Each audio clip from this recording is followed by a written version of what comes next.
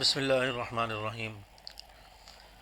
ہمارے معاشرے میں یہ جملہ بھی استعمال کیا جاتا ہے، خاص طور پر غیر مسلموں کی طرف سے۔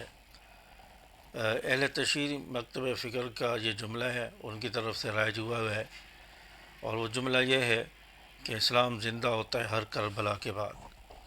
تو میں یہ پوچھنا چاہتا ہوں کہ کربلا آپ صلی اللہ علیہ وسلم کی رحلت کے بھی کئی سال بعد پیش آیا ہے۔ کربلا کا واقعہ پیش آیا، حضرت حسین رضی اللہ عنہ کی شہادت ہے۔ تو آپ صلی اللہ علیہ وسلم کا جو دور تھا اس میں کیا اسلام زندہ نہیں ہوا؟ آپ صلی اللہ علیہ وسلم کا نبوت ملنے کے بعد 23 سال کا عرصہ ہے، قرآن نازل ہوا، دین پورا نازل ہوا، تو کیا اس میں اسلام زندہ نہیں ہوا؟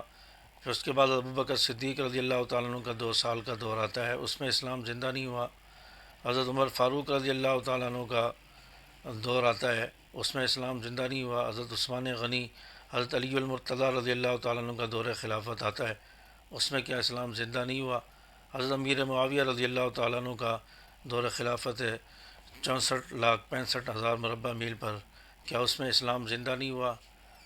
تو اسلام کربلا کے بعد زندہ ہوا ہے، تو پھر کیا کہیں گے اس جملے کی روشنی میں؟ تو یہ بات سمجھ آتی ہے کہ نبی معاذ اللہ ناکام رہے، حضرت ابوبکر صدیق، حضرت عمر، حضرت عثمان غنی، حضرت علی المرتضیٰ رضی اللہ عنہم، حضرت امیر معاویہ، یہ سب ناکام رہے۔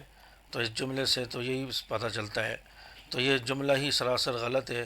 اسلام تو اس دن جو ہے اسلام زندہ ہوا تھا جس دن نبی نے نبوت کا اعلان فرمایا تھا اور کہا تھا قولوا لا الہ الا اللہ تفلحون، لا الہ الا اللہ پڑھ لو کامیاب ہو جاؤ گے۔ جب حضرت ابوبکر صدیق ایمان لائے، حضرت عثمان رضی اللہ عنہ ایمان لائے، حضرت علی المرتضیٰ، حضرت تمام صحابہ کرام ایمان لائے، تو یہ جملہ تو سراسر غلط ہے۔ اسلام تو اس وقت زندہ ہو گیا تھا۔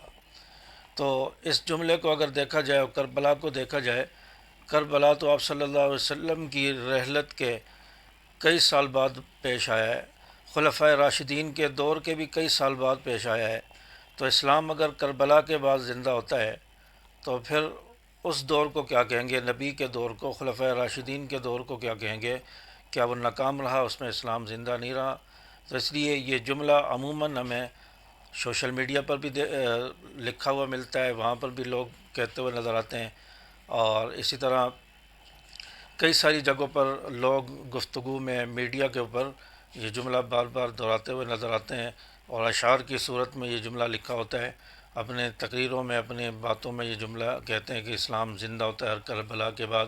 یہ جملہ روافظ کا ہے، غیر مسلموں کا ہے، یہ اسلامی جملہ نہیں ہے، کیونکہ روافظ کے نزدیک وہ تو یہ کہتے ہیں کہ ہمارا عقیدہ ہے کہ نبی معاذ اللہ ناکام رہے، صحابہ ناکام رہے، صحابہ اسلام سے پھر گئے، تو انہوں نے یہ جملہ بنایا ہے کہ پہلے تو اسلام ناکام رہا، اسلام زندہ نہیں ہوا، اسلام کربلا کے بعد زندہ ہوا ہے، تو اس لیے انہوں نے یہ جملہ بنا دیا اسلام زندہ ہوتا ہے کربلا کے بعد۔